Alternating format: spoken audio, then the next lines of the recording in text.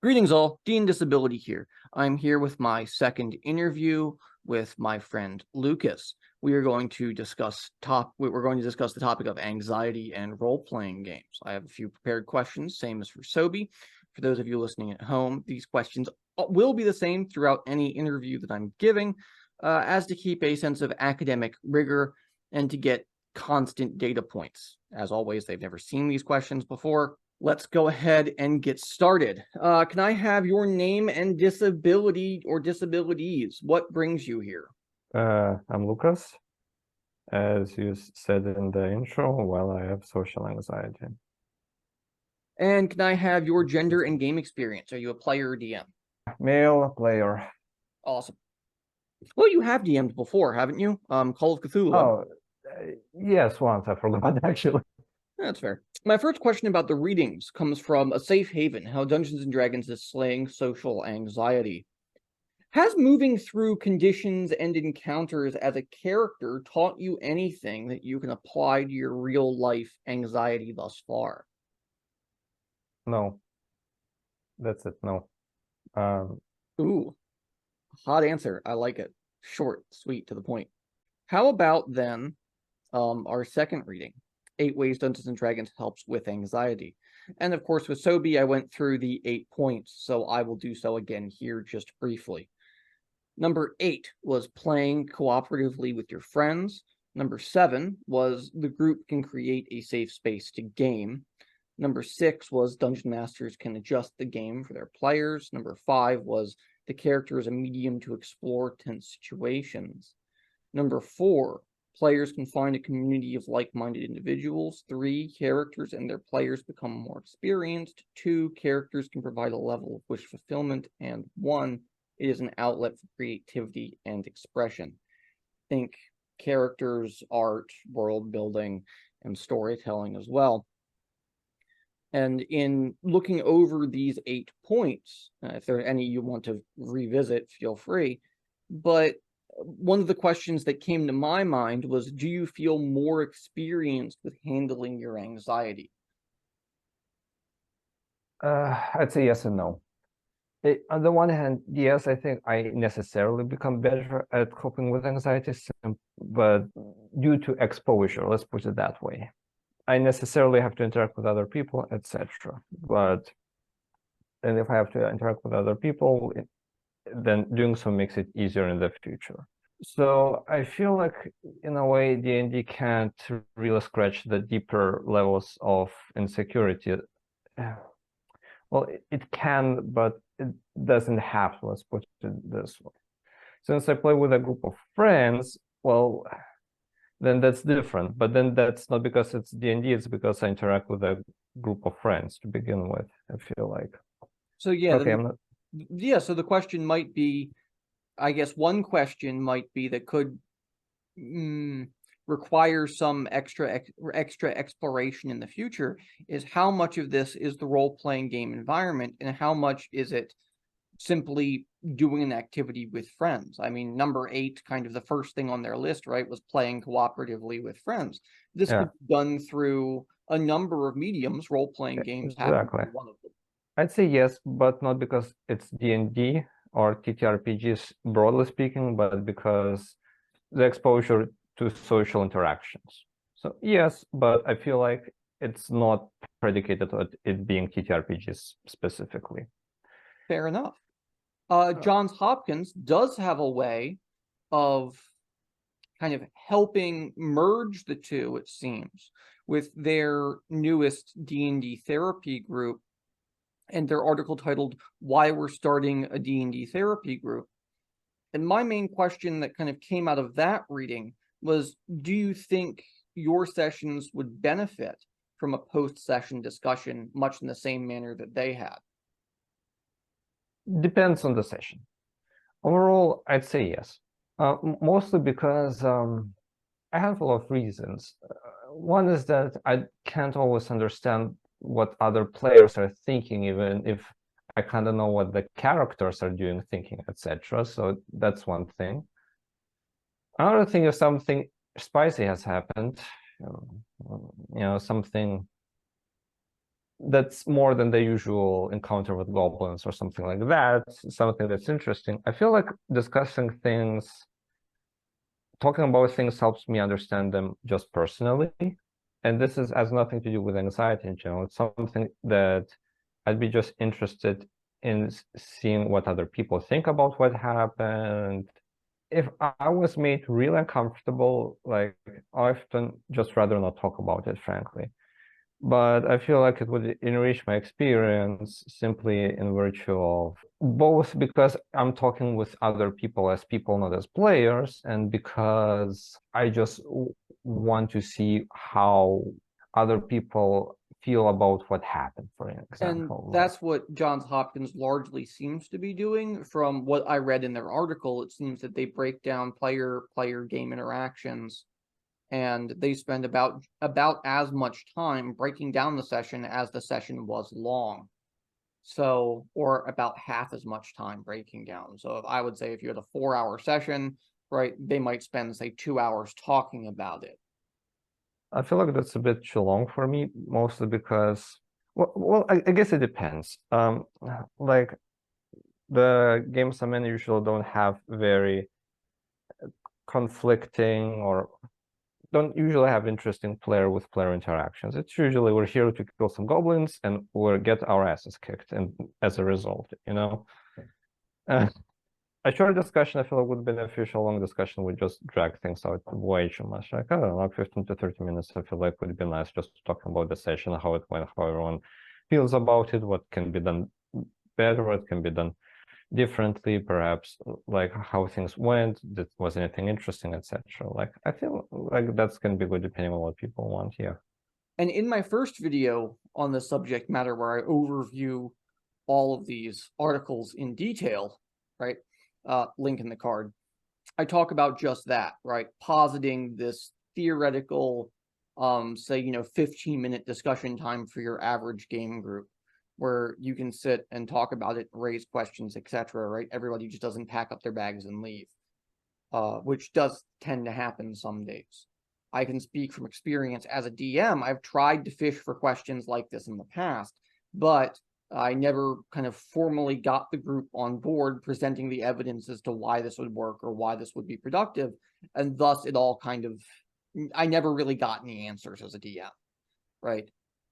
So hopefully, I think from my perspective, this video series will help my players and myself kind of institute this post-session discussion again. To be fair, a lot of our games just end with people having to leave. So, you know, well. And yeah, if that happens, then we can't really, Yeah, that's part of the nature of the gaming table, right? So maybe this isn't something that happens every week, right? Yeah, But maybe every other week or something like that, or maybe when there's time, right? Or even if it's not every player is there at the table to have the discussion, say one of them has to leave, but you have 4 more left. Yeah, right? yeah. You can still have enough people there to have a reasonable discussion, I would think. Depends on the week, but yeah, yeah, I absolutely. feel like at least every other week. Yeah. Anyways. No, absolutely. And that's kind of, I think, when we're talking about giving advice or talking about anxiety at role-playing game tables, right? This is all anecdotal evidence, right? These are all small survey sizes. We're looking at qualitative content, not quantitative data, right? So at that point, we are kind of examining the minutia here, and we can't give generalized generalized information, generalized help, generalized advice, right? We have to give advice or at least posit theories that are specific to us, right? That's one of the things, though, that made this more recent study, this recent academic study, all the more interesting. And I think that's why we should turn our attention to exploring the efficacy of cognitive behavioral therapy in role-playing games as an intervention for adults with social anxiety. God, as much as I love this article, fuck academia. I'm sorry. Ferretti, awesome. Good work. Love it. Love to see it. But we need better titles, guys. Come on. To be fair, like the title is a definitive descriptor. Right? As whether you're psychologists, historians, whatever, short, punchy titles can work. Have a subtitle if you want, sure. But in exploring this article, right, the results of the research seem to be largely positive, stating that at least one group found a D&D in combination with CBT to be effective. Other groups had a more general sense of satisfaction with their overall experiences, if not positive enough, one might say, to make a large difference. So I have to ask, as a member of the disabled community, how do you feel about the state of your anxiety in relationship to your D&D sessions? I feel like it depends. Like it depends a lot. Like if I'm having a bad mental health day, I'm more prone to anxiety to begin with. And then what I don't tend to be very nervous during the beginning of the session, but the first 30 minutes are, let's say, the hardest. And if I'm having a bad mental health day, things that usually wouldn't affect me tend to be very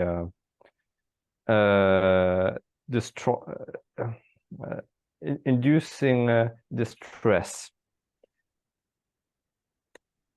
Because of that, if in the first 30 minutes I don't have a panic attack, then I'm fine for the rest of the session.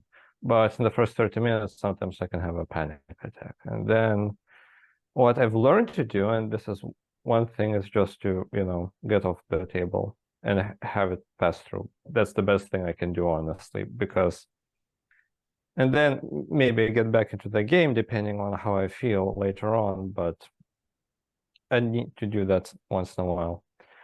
Broadly speaking, I think that D&D affects anxiety is twofold. One is that, if you have interaction with people, there's always a chance for that interaction to go sideways, and then that causing a lot of anxiety, etc. That's inevitable with any social interaction.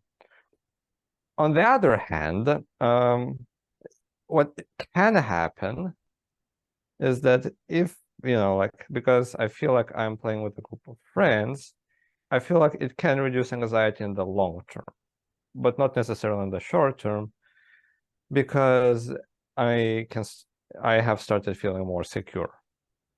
For instance, I still don't feel completely secure, but it's better. Good. And I would say that I find your solution of taking a step back from the game, while drastic, does work, and that it would be informative maybe if you stopped and talked to your group about this, right? Communication when it comes to coping mechanisms and role-playing games, and really any kind of social format, is central. So I would recommend communicating with your group, or at least communicating that is your intention, is to step away and then come back if possible. In practice, that's like I can inform it beforehand, but practice, if you're having a panic attack, that's not always possible. What I mean is kind of like a PSA for the group, if you will. Okay. What's a PSA? A public service announcement. Public service announcement. Henceforth, we shall be doing this. Hey, sorry for inconvenience. That's one of the things that, as a player with disabilities, typically a lot of that gets handled at a session 0 or something. But particularly with, say, our group, with us being friends, we've played so long, the situations are constantly evolving. It's always nice to check in and say something about it, right? Which is actually bringing me to my last question for today, which is there anything you would like to do differently during or after your D&D sessions that might help your anxiety or the anxiety of other players? Honestly, I can't think of anything. Other than, say, the post-session discussion? I don't even think that would help my anxiety. I just think it's a fun thing to do. Okay. I think as a post note then for our previous question where we said that might be a good idea, it might go up for a review then. Johns Hopkins, eat your heart out. But like,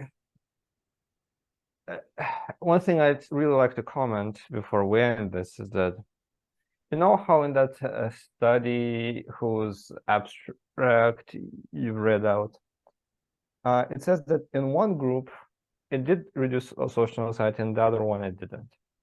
Now I'm going to put on my skeptic hat on, and I'm going to say that, well, it's possible that it's already known that group therapy is way more effective than single person therapy to begin with. So maybe, and I'm just saying that there is nothing particularly different or new for D&D except for, like, you know, having a social activity to do while having the group therapy, you know. Exactly. But there's also an aspect that I don't think is very good for anxiety, but I think it's good for psychotherapy in D&D, is that it allows you to explore your shadow, you know. Right. The allegory of the mask is an element that has come under discussion in academia before. That was part of my thesis, actually. That had a discussion of the role masking takes.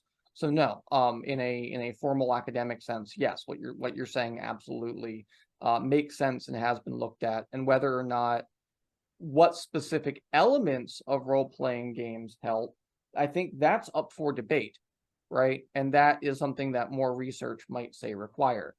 But yeah, I would state that maybe some of the part of D&D and its role in group therapy is that maybe it's just a way to make group therapy fun. D&D is a good avenue to do that, and it has nothing to do with being disabled. That's part of the draw. The game is exploring characters that you're not, or that you, let's say, partially are, you know. If everyone has a little bit of evil in them, let's put it that way, and exploring that part, I feel like, can be just productive in general for Dungeons and Dragons. Anything else to add before we wrap up the video? I guess, and this is something to really, really emphasize, and it's an obvious point, but I feel like I should emphasize, is that the effect that TTRPGs will have on your mental health far depends on the people you play with than on the game itself. How accepting they are, how willing people are to accommodate your own, let's say, quirks, for a lack of a better word, and that's it. Well, I do definitely agree, Lucas. I think that, as a reminder, the game itself is just the engine. It's not the engine that makes a car or a plane or a train do what it does. That's just the heart of the machine. Everything else, the axles, the wheels, the fuel line, the tank, the steering, the brakes, all of that goes around it, the chassis, all of that is what makes the game a game. It's what makes a car run, it's what makes a plane fly, right? And for tabletop role-playing games, the rules system itself is just the engine. That's all I would argue that it is.